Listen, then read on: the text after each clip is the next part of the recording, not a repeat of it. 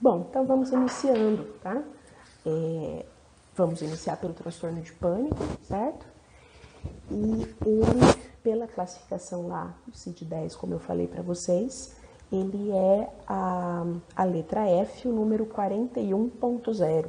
Então, quando uma pessoa é diagnosticada com transtorno de pânico, ela tem essa letra e essa numeração aí para sua doença, tá? Bom, o que é o transtorno de pânico? Eu acho que é bastante importante um comentário que eu gosto de fazer.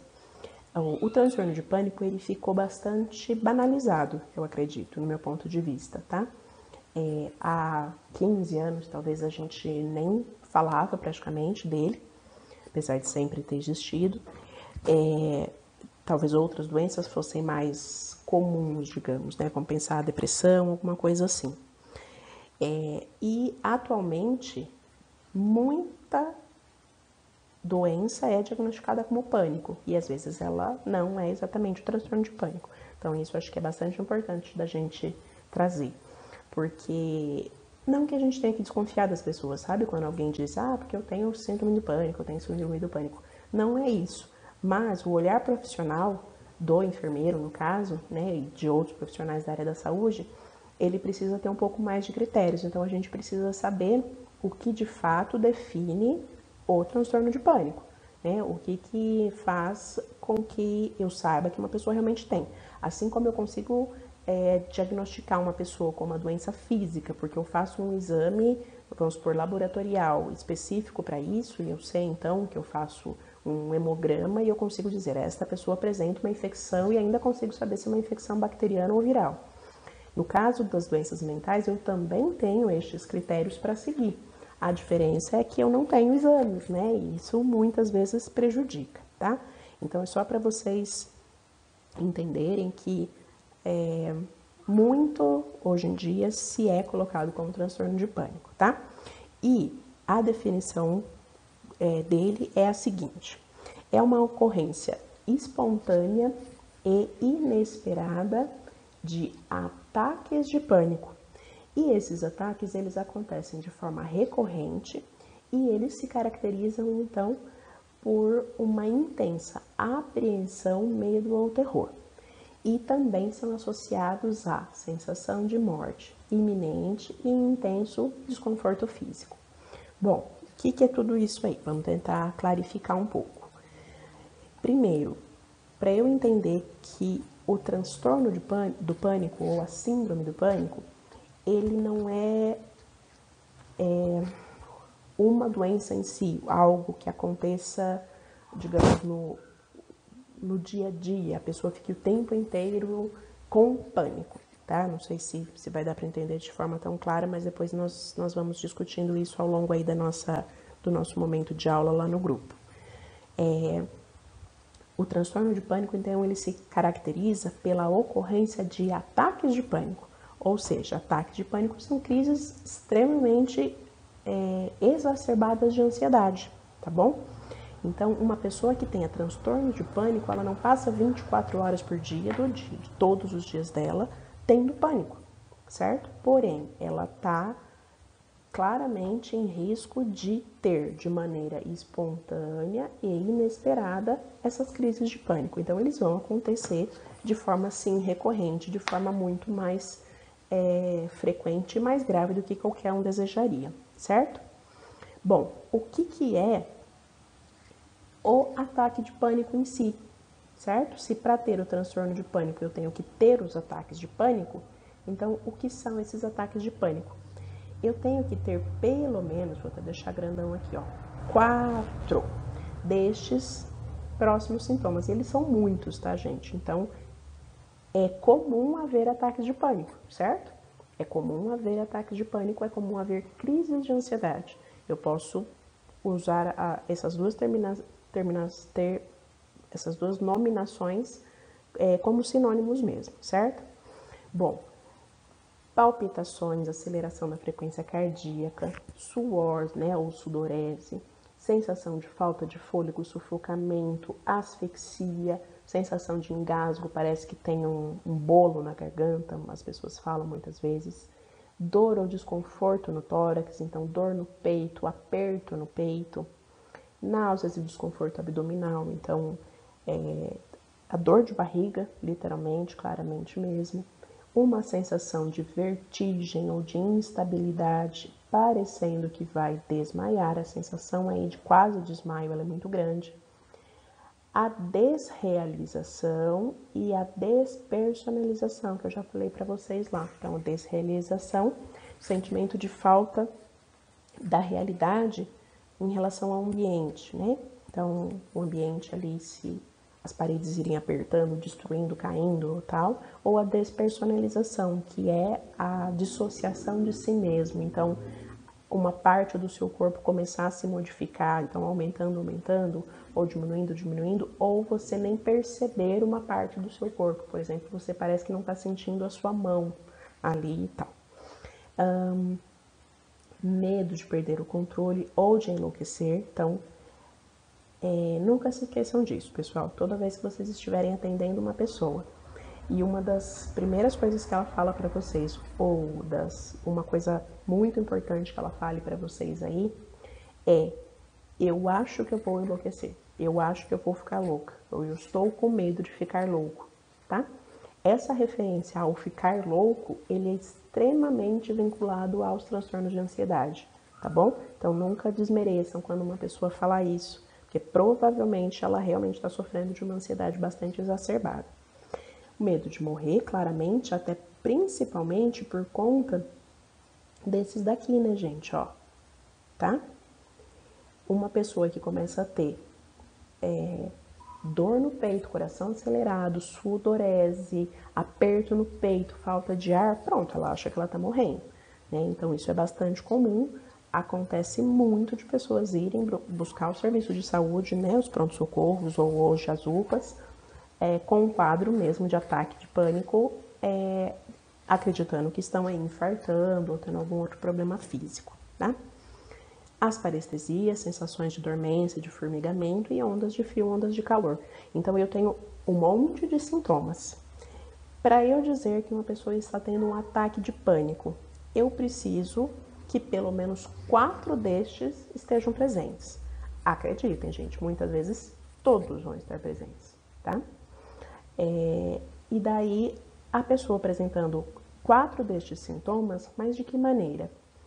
De uma maneira, como eu já falei antes, espontânea e inesperada, tá? Então, não necessariamente precisa ter um motivo para que isso aconteça. Pode ter? Pode. Eu posso ter um fator desencadeante, claramente. Mas geralmente não. Geralmente a pessoa ela tá naturalmente ali, tendo as suas atividades, conversando com alguém, fazendo alguma coisa em casa, tranquilo, e do nada esses sintomas começam a aparecer, certo? Então, isto é um ataque de pânico, beleza? Tá bom. Do ataque de pânico, como eu vou dizer se é um transtorno de pânico? Ah, perdão, gente. Deixa eu só voltar aqui. O transtorno de pânico, ele pode ser com agorafobia ou sem agorafobia, né? Lá vem as palavras difíceis aí. O que significa isso? Agorafobia, gente, que ela também, como vocês podem ver aqui, ela também tem um CID só para ela, né? Então, ela é um transtorno por si só, ela existe por si só, mas ela está muito associada ao pânico. A agorafobia é o medo de estar em lugares ou em situações nas quais possa ser difícil ou embaraçoso ou complicado fugir, ou em situações que você não possa ter ajuda caso você tenha um ataque de pânico, certo? Então, olha que interessante. Vamos supor que você já teve algumas vezes na vida ataques de pânico, certo?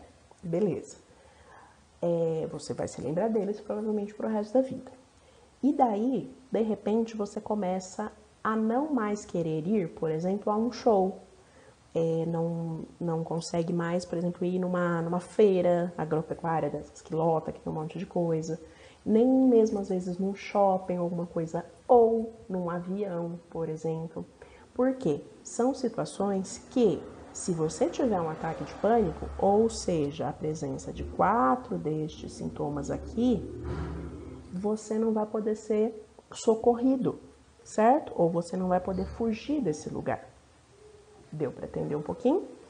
Então, assim, a agorafobia é o medo de me colocar em situações ou lugares nas quais eu não consigo obter ajuda se eu tiver um ataque de pânico, beleza?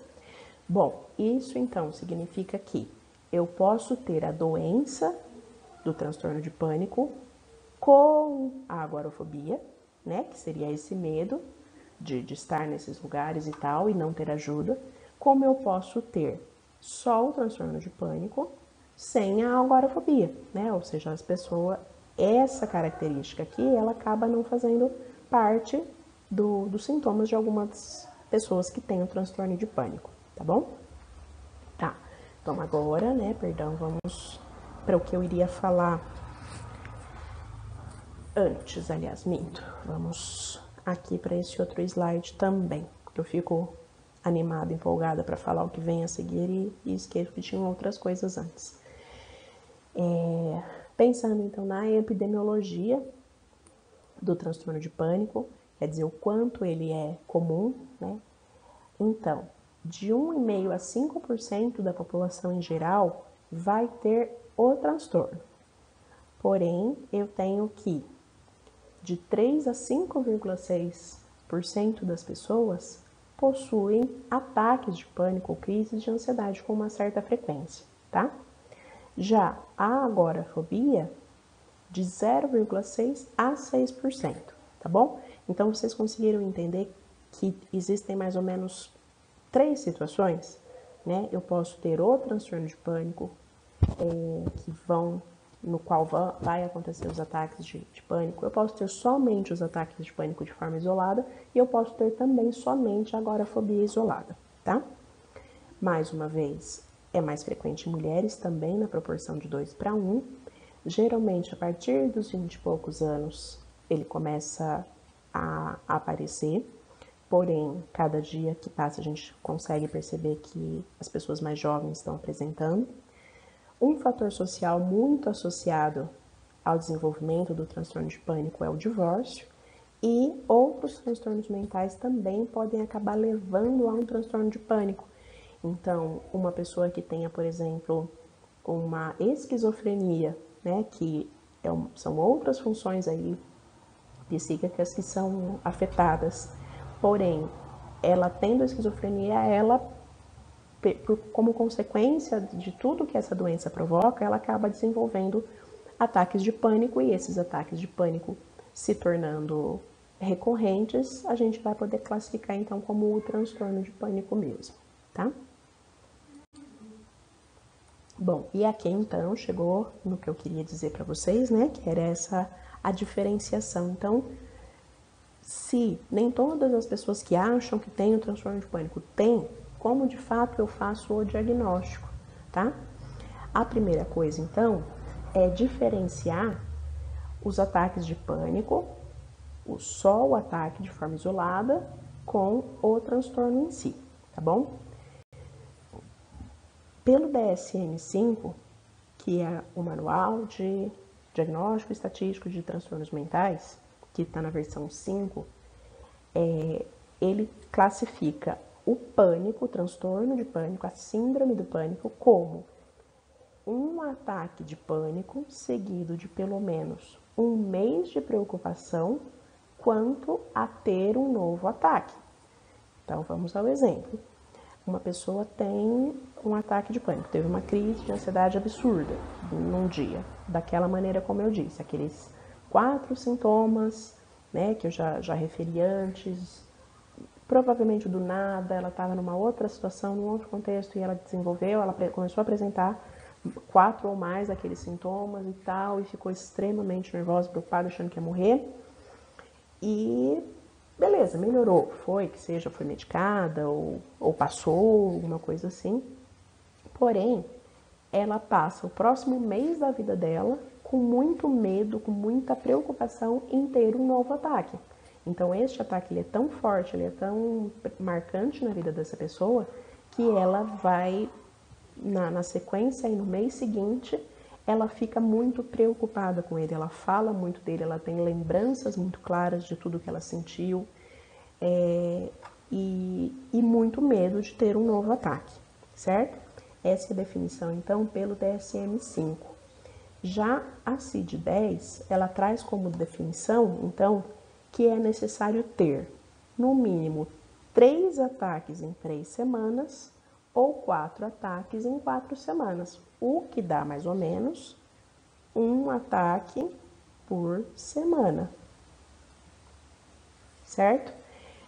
Não é uma regra, tá, gente? Eu posso ter, por exemplo, 2 ataques em uma semana, na semana seguinte eu não ter nenhum e na terceira semana eu ter um. Estão vendo que eu tive 3 ataques em 3 semanas, tá? Ou então, passou aí um período de 3 semanas e eu tive 3 ataques na última semana. Percebe a frequência deles? Para ter 3 em uma semana, provavelmente eu tive um ataque a cada 2 dias, certo? Enfim, então vocês estão vendo que as 2 classificações que nós temos para o diagnóstico de transtornos mentais, eles trazem critérios até bastante diferentes, tá? Para que eu diga que uma pessoa tem ou não o transtorno de pânico, certo? Então, para tentar, né, clarear aí para vocês o que eu disse lá no começo. Os ataques de pânico, eles são bastante frequentes até. As pessoas, elas podem ter. Mas elas vão ter um na vida. Às vezes elas vão ter um na vida delas, pronto e acabou. Nunca mais vão ter outros, tá? Porém, se elas tiverem estes ataques de maneira recorrente, seja se preocupando por mais um mês quanto a um novo ataque, ou tendo no mínimo 3 em 3 semanas ou 4 em 4 semanas, daí eu vou dizer que ela tem o transtorno do pânico, que é caracterizado aí pela classificação, aliás, né, F41.0. Bom, além disso, então, além dessa questão, digamos, de quantificar os ataques de pânico, então, eu preciso entender que os ataques, eles podem durar de minutos e raramente chegam a durar horas, certo? Então, geralmente eles são momentâneos, em torno aí de 5 minutos, 10 minutos. Porém, eles são tão intensos que eles parecem durar muito mais tempo. Inclusive, as pessoas acreditam que passaram muito mais tempo do que aqueles minutos que elas tiveram com o ataque de pânico. Outra característica muito importante é que a pessoa para qualquer atividade que ela esteja fazendo para buscar ajuda, né? É uma sensação tão desesperadora que é muito difícil essa pessoa ficar sozinha na casa dela. Bom, quietinha, vou aqui só respirar fundo e eu vou melhorar, tá? Principalmente os primeiros ataques. No decorrer da doença, a pessoa muitas vezes acaba aprendendo a lidar com a sua própria, com os seus sintomas, com as suas situações. Então, muitas vezes ela consegue ela mesma se recuperar, digamos, tá? Mas principalmente os primeiros ataques fazem com que a pessoa busque urgentemente um serviço de saúde ou algum tipo de ajuda, né? Que seja ajuda de uma pessoa conhecida, alguma coisa assim. Bom, o curso da doença, ele geralmente é crônico, ou seja, ela é uma doença que ela vai durar a vida toda. Porém, eu vou ter períodos nas quais esse transtorno ele vai estar melhor, eu vou ter uma remissão desses sintomas, e eu posso ter momentos em que ele vai estar pior.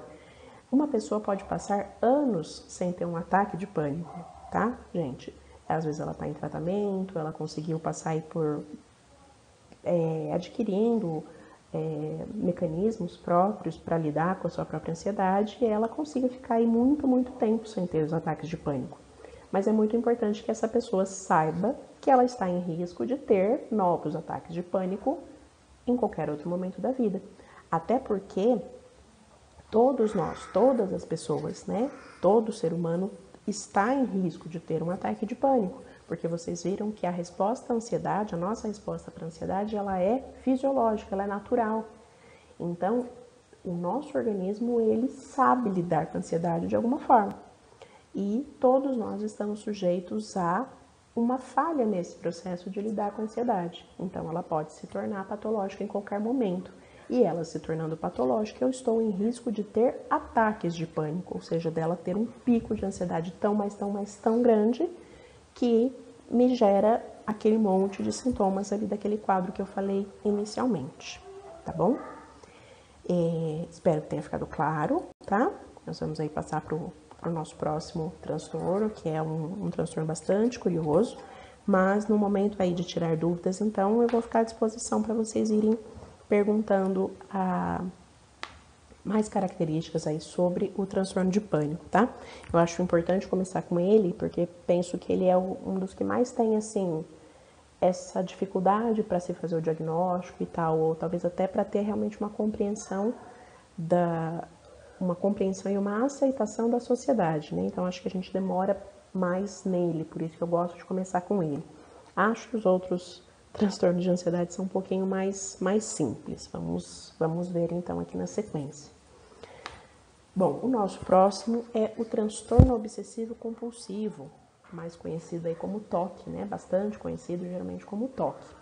E o TOC, então, ele é classificado pela CID-10 como F42.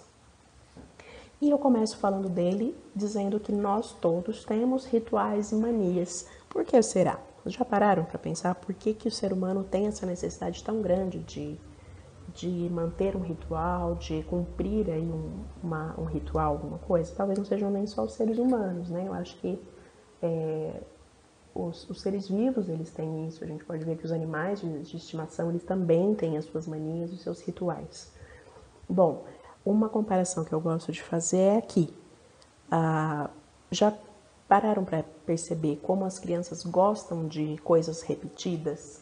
Então, elas gostam de ouvir centenas de vezes a mesma história, de ouvir a mesma música, porque é confortável para elas e é reconfortante saber o que vai acontecer. Então, quando eu estou ouvindo a mesma história, já não é mais uma surpresa para mim e ela não vai me causar uma ansiedade sobre o que pode acontecer. Eu já sei o final dela, então ela me traz um conforto em ouvir, tá? Então, isso é um mecanismo que a própria criança desenvolve para ir tendo contato com todos os outros estímulos, tá? Porém, o ser humano, mesmo quando cresce, ele não perde completamente isso. Então, é confortável para o ser humano seguir um ritual, ter algum tipo de mania, porque ele já sabe o resultado daquilo, né? Ele já sabe onde aquilo vai dar. Resumindo, o desconhecido, ele é algo que geralmente causa muita angústia para o ser humano. Então, nós gostamos de ter rituais e manias, certo? Bom, da mesma forma que a ansiedade eu também preciso ver em que momento ela se torna patológica, eu preciso entender em que momento estes rituais, essas manias se tornam patológicos, se tornam o transtorno obsessivo compulsivo. Para que seja, então, diagnosticado, né, como TOC, eu preciso obrigatoriamente ter estas duas coisinhas aqui, ó. Pensamentos obsessivos e comportamentos compulsivos. É muito mais fácil do que parece, porém quando a gente ouve pela primeira vez ou depois eu não volto a mais usar esses termos, às vezes fica bastante difícil de compreender, né? Bom, pensamentos obsessivos. Então, as obsessões, esse é o primeiro ponto importante. As obsessões, elas são pensamentos, tá? Então, se alguém diz, você é obcecado por alguma coisa, você está obcecado por essa pessoa, tá querendo dizer que o seu pensamento não sai dessa pessoa, tá? Então, as obsessões são impulsos, pensamentos, imagens que ficam de forma recorrente e persistente aparecendo na nossa mente, certo? Então, vamos ler essa frase aqui. Obsessões são pensamentos, impulsos ou imagens que são recorrentes e persistentes, e elas são vivenciadas como intrusivos e indesejados. Alguém aqui já sentiu uma sensação de que você não quer pensar em algo, mas esse pensamento faz questão de vir à sua cabeça? Por exemplo, você entra num avião para viajar e na hora você pensa, puxa, e se esse avião cair, né? Isso é o que a gente poderia dizer como um pensamento, um impulso intrusivo e indesejado. Então, eu não quero pensar isso, né? Mas ele tá como se ele tivesse aqui, ó, grudado, incrustado na minha mente. Então, ele fica vindo a minha lembrança, tá? Eu fico vivenciando este pensamento, essa imagem o tempo todo, tá bom? Ficando claro o que é obsessão, agora eu preciso entender então o que são, aliás, as compulsões. Compulsão, diferentemente da obsessão, a compulsão ela não é um pensamento, ela é um comportamento. Isso é muito importante, porque quando eu digo que uma pessoa é compulsiva por algo, eu estou dizendo que ela está agindo. A compulsão ela é uma ação, certo? E ela é uma ação, então, repetitiva, né, ou atos mentais que o indivíduo se sente compelido, ou seja, ele se sente obrigado a executar em resposta a uma obsessão. Olha só que bonitinho, como a gente consegue fazer essa relação. Eu tenho um pensamento obsessivo sobre algo. Então, por exemplo, vamos dizer, um dos mais comuns, eu tenho um pensamento obsessivo de contaminação. Inclusive, na situação que estamos passando aí atual, né, do coronavírus, essas coisas, isso vai ficar mais frequente para muitas pessoas, a questão das obsessões, né? Então, eu fico com um pensamento obsessivo de que há contaminação em todos os lugares. Então, que as minhas mãos estão contaminadas, de que tudo que eu pegar está contaminado, está cheio de micro-organismos e tal. Então, esse é o meu pensamento. Eu fico pensando em sujeira, em contaminação o tempo inteirinho. Aquilo vem à minha mente sem que eu queira, sem que qualquer coisa me remeta a isso, tá? Então eu posso estar fazendo uma coisa completamente diferente, mas a sensação ali, né, aquele pensamento de contaminação, de sujeira, ele vai aparecer na minha mente. Bom, o que eu faço para aliviar, digamos, essa obsessão? Eu recorro às compulsões, certo? Se eu acho, então, que eu estou contaminado, que tudo que está ao meu redor está contaminado, o que eu posso começar a fazer? Eu posso começar a lavar as mãos repetidamente. Eu posso começar a passar álcool gel repetidamente na minha mão, certo? Eu posso querer tomar banho o tempo todo, tá bom? Porque é a forma que eu vou responder a este pensamento que não sai aqui da minha mente. Tudo bem? Depois, se vocês ficarem com dúvida, eu vou aguardar as perguntas lá no nosso grupo, tá? Então, para eu ter o transtorno obsessivo compulsivo, eu preciso ter as obsessões e as compulsões. A epidemiologia, ele não é um transtorno tão comum, de 2 a 3% da população, mas acho que talvez seja até mais do que vocês tenham pensado. Diferente da ansiedade ou do pânico que nós comentamos que as mulheres têm uma chance maior de ter, no caso do toque, os dois sexos podem desenvolver de maneira igual. E geralmente ele começa com as pessoas bastante jovens, né? Então por volta de 20 anos, mas também não é difícil aparecer aí desde a infância. O curso da doença, então como que uma pessoa com toque vai apresentar esse toque aí ao longo da sua vida? Ele geralmente é gradual, ou seja, ele vai aumentando aos poucos, tá? Nem sempre ele se torna agudo, então só em poucos casos que ele se torna agudo. Geralmente ele vai realmente só aumentando de forma gradual. Então assim, não é de uma hora para outra, né? A pessoa tinha lá aquele pensamento da contaminação, então ela lavava muito as mãos dela e do nada ela tá passando horas lavando a mão, né? Então geralmente ele vai aumentando aos poucos tanto a intensidade dos pensamentos quanto a intensidade dos comportamentos. Normalmente as pessoas demoram para buscar ajuda porque demora um pouco para que os comportamentos, né, ou seja, as compulsões, elas se tornem incapacitantes, elas se tornem extremamente prejudiciais. Muitas vezes, no início do transtorno, né, por ele ser gradual, muitas vezes estes comportamentos eles são vistos até de uma forma positiva.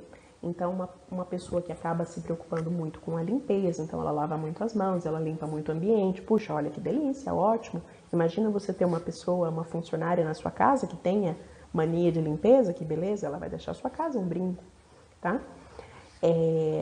Fora as outras compulsões também são muito comuns, então a arrumação, né? Então a necessidade de simetria, de organização. Então olha essa imagem aqui do lado, né? Até, digamos, para fazer uma salada de fruta, a pessoa colocaria as frutas numa ordem, aqui, numa simetria absurda, tá? Então, as compulsões, no início, elas podem até ser consideradas como positivas. E os pensamentos, eles só vão ser percebidos se a pessoa relatar, certo? Porque você pode estar percebendo que alguém da sua família está lavando muito as mãos, mas se ele não falar para você que ele está pensando que ele está contaminado, você só vai achar que ele está lavando as mãos, entenderam? Então, a busca por ajuda, ela não é tão fácil para acontecer, tá bom? Como ela é gradual, o prognóstico é um pouco ruim, porque se essa pessoa não buscar ajuda em breve, de 20% a 30%, né, ou seja, uma porcentagem até relativamente alta, chega em níveis insuportáveis. Então, essa pessoa precisa de intervenções muito mais agressivas, digamos ali, para que ela possa melhorar desse quadro, tá? E a melhora, muitas vezes, ela é parcial também. Lógico, gente, quando se fala em psiquiatria, nada é 100% e nem 0%, né? Então, tudo pode acontecer. Eu posso ter pessoas que desenvolveram um transtorno obsessivo compulsivo por uma fase da vida e depois nunca mais tiveram. O que eu, como profissional, com a experiência que eu tenho, o que eu digo é o seguinte, se eu conheço uma pessoa que me relata isso, na minha cabeça eu vou imaginar que ela sempre está em risco disso acontecer novamente, tá? E isso não é uma questão pejorativa que eu estou dizendo, tipo assim, toma cuidado que ele sempre pode ter de novo. Não é nesse sentido. É no sentido da própria pessoa ter a consciência de que ela tem um transtorno de ansiedade e que naquele momento ele está dormindo, digamos, né? Esse transtorno ele está quietinho e a pessoa está ali sem apresentar os sintomas. Mas que de repente um fato aí que não precisa ser nem tão grave pode desencadear novamente nela os transtornos, certo? Então, continuando com o toque, vamos pensar aí o que causa, né? As possíveis causas aí do toque. Causas psicossociais. Posso pensar em experiências infantis traumáticas, modelos de aprendizado. Isso quer dizer que se eu venho de uma família que tem ali um problema enorme com a limpeza, né? Problema no sentido de exagero, de tudo sempre muito limpo, não pode se sujar, e quando se suja tem aquele problema e faz aquele escândalo e manda essa criança obrigatoriamente ir para um banho, para tomar banho, alguma coisa assim.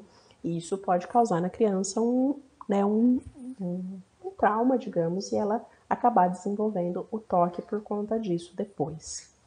Eventos de vida recentes, então uma pessoa que possa ter sofrido, vamos supor,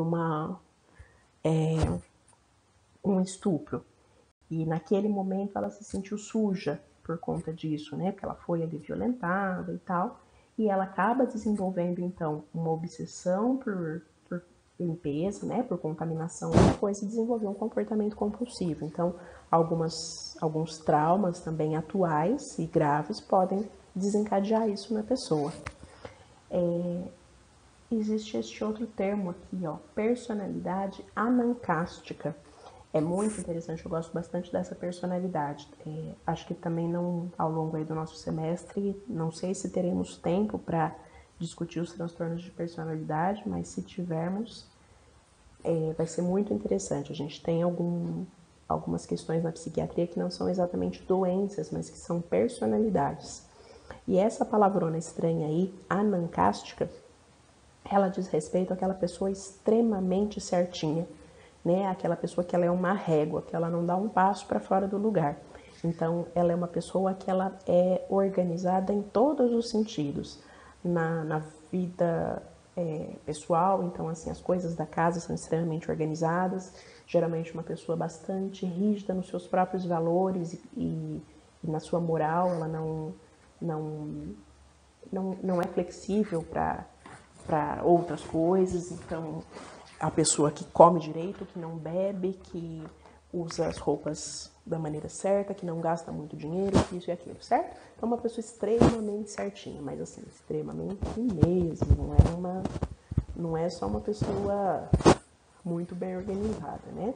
Existe, então, esse tipo de personalidade que pode permanecer ao longo da vida como uma personalidade mesmo, sem que a pessoa tenha nenhum prejuízo com isso, sem que a pessoa tenha algum prejuízo, aliás, como essa pessoa com esta personalidade pode acabar desenvolvendo o toque, né? Então, de uma personalidade, ela acaba desenvolvendo a doença mesmo. E como a gente já falou, dos mecanismos de defesa lá, como enfrentamento, né, da ansiedade, para o toque, alguns mecanismos de defesa, eles são muito associáveis ao desenvolvimento do toque, né? Então, mais uma vez, a gente não tem muito tempo aí para explicar cada mecanismo, a sua clareza e tal. Mas temos, então, o isolamento, a formação reativa. A formação reativa é um mecanismo de defesa muito interessante e muito comum, no qual a pessoa, ela tem um pensamento, um desejo, digamos, que ela mesma não aceita, então ela começa a se comportar de forma totalmente oposta àquele desejo que ela tem. Um dos mais comuns que nós vemos, que as pessoas costumam falar muito isso e na linha psicanalítica isso é colocado dessa forma, é a questão da homofobia, né? Então, aquelas pessoas que têm aquele discurso muito veemente contra a homossexualidade ou qualquer coisa do tipo, de maneira reativa, né? De maneira deste mecanismo aqui da formação reativa, elas estão somente se opondo àquilo que o desejo delas fala muito claramente, tá? Isso é a abordagem da psicanálise. Temos também, então, a anulação ou o próprio pensamento mágico. Então, pensando associando a questão da limpeza e tal. Então, eu começo a acreditar que se eu lavar muito as minhas mãos, aquilo ali vai me trazer uma purificação muito grande, enfim, por aí vai. Né? De novo, eu tenho muitos mecanismos de defesa e que são mais complexos do que somente isso, mas que podem sim explicar a origem, né, as causas aí dos próprios transtornos mesmo. Perdão. Bom, como características clínicas, geralmente eu tenho a obsessão e a compulsão juntas. É muito difícil eu ter só uma ou só outra, tá? De novo, nada na psiquiatria é 100% isso ou aquilo, mas 90% as duas aparecem juntas. E quais são as obsessões mais comuns? Ou seja, os pensamentos, né? Então, o pensamento de contaminação, o pensamento da dúvida, será que eu fechei a porta? Será que o carro está com o alarme ligado?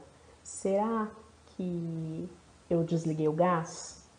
Né? Será que o fogão não está vazando gás, alguma coisa? Então, esse é o pensamento da dúvida. O pensamento da simetria, então, é um pensamento de que as coisas não estão simétricas, elas não estão organizadas, elas não estão certinhas, ela podia estar um pouquinho mais para a direita, um pouquinho mais para a esquerda, um pouquinho mais para cima, mais para baixo.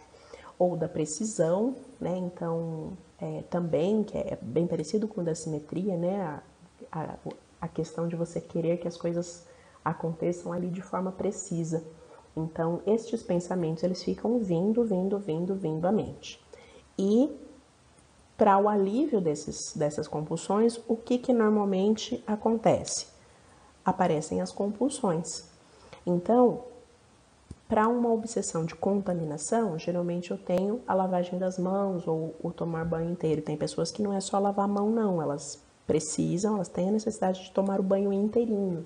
Inclusive lavando o cabelo e tudo mesmo, assim, às vezes, tipo, dezenas de vezes ao longo aí do dia.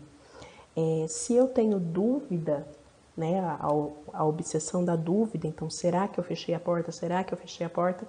Eu vou fazer a compulsão da verificação. Então, eu retorno, então eu entrei em casa, fechei a porta, coloquei a chave no chaveiro.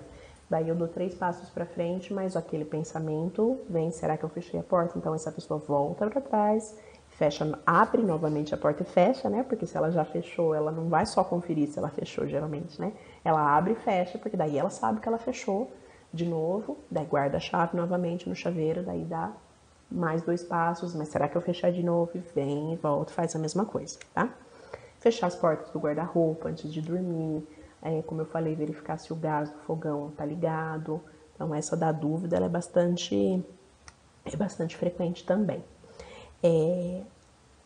As repetições, né? Então a compulsão aqui de ficar repetindo as coisas, ela nada mais é do que uma confirmação de que você está evitando estes pensamentos aqui. Então, uma pessoa que tem aí a obsessão da simetria, aquela necessidade de tudo organizado e tal, qual que é a sua compulsão? Ela vai organizar tudo, ela vai corrigir tudo nos mínimos detalhes, ela vai colocar todas as roupas organizadas de uma forma, e assim, é a simetria dela, tá? Que tem que valer. Você pode ter 2 pessoas extremamente organizadas e essa organização não valer uma para outra, certo? Às vezes a forma como eu acho que uma coisa tem que ser organizada é totalmente diferente de outra. Então, a pessoa que tem um toque, que tem essa necessidade de simetria, ela vai deixar, a compulsão dela é manter as coisas organizadas da forma como ela acredita que tem que ser, certo? Então, a pior coisa do mundo é você chegar para uma pessoa que tem o toque de arrumação e falar assim, olha, eu fui lá e organizei todo o seu guarda-roupa de novo. Essa pessoa provavelmente vai infartar, porque você tirou da organização dela, que já é uma organização que nem para ela tá bom, porque ela tem a necessidade de ficar rearrumando aquilo, tá? Bom, como que é feito o diagnóstico, então? É somente pela presença frequente destes pensamentos obsessivos e dos comportamentos compulsivos, certo? Então, se a pessoa tem essas 2 características, eu já posso dizer que ela tem o toque. Porém, além disso, eu posso dizer que as obsessões e compulsões, elas tomam um tempo significativo dessa pessoa e traz um importante sofrimento, traz prejuízos aí importantes, tá? Então, eu posso ter inúmeros prejuízos. Essa questão da lavagem das mãos, por exemplo, eu tenho um gasto enorme com água, com sabonete, com banho, com os produtos todos, né? Então, shampoo, lavar, escovar os dentes. E tem pessoas que têm assim, para cada banho que ela for tomar, ela vai usar uma toalha diferente. Se ela se enxugar com a mesma toalha, ela tá se contaminando novamente, certo? Então, eu posso ter até prejuízos financeiros importantes quanto a isso, e fora a questão do sofrimento, né, gente? Porque ela sabe, né, que é essa próxima característica aqui. Em algum momento, ela entende que é excessivo e que é irracional, tá? Talvez enquanto ela vá no começo aí do desenvolvimento dos seus transtornos, pode ser que ela não perceba, né? Mas em algum momento ela vai entender que passou da conta e que aquilo não faz mais sentido. Se eu lavar a minha mão uma vez bem lavado, eu já não estou mais contaminado como eu achei que eu estaria, né? Então aquilo se torna irracional, tá? E isso geralmente leva ao sofrimento também, porque por mais que ela reconheça que é excessivo e é irracional, ela não consegue parar, tá? E, por último, como eu sempre falo para vocês, eu tenho que fazer aí o diagnóstico diferencial. Será que existe alguma doença física, né, de causa orgânica que possa estar levando a esse comportamento? Tá? Então, antes de fechar qualquer diagnóstico psiquiátrico, eu preciso pensar em outros fatores orgânicos também.